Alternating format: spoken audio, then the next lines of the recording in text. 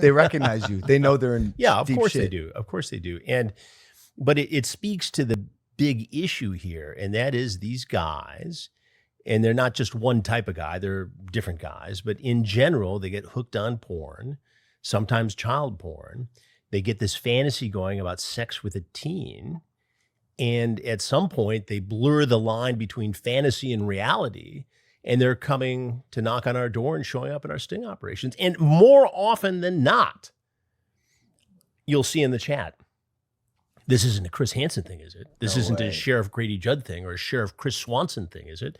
They'll call out the sheriff by name because we work over and over again with the same law enforcement agencies around the country. And the decoy will say, no, who's that?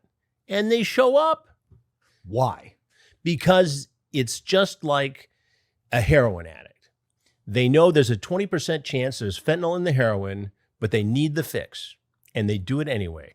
They know, these predators, that there's a 20% chance. I know It's everyone's Chris looking Hansen or the around sheriff. right now, and you're like, "Why are people looking?"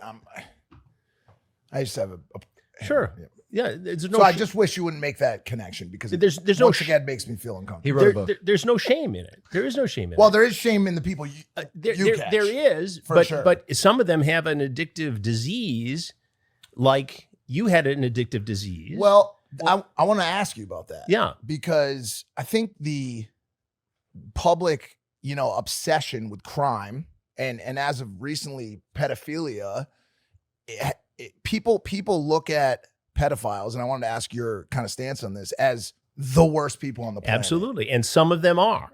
So we want in this society simple answers: lock them up, put them in the chair, or give them the treatment that works every time. That's not how this works, right?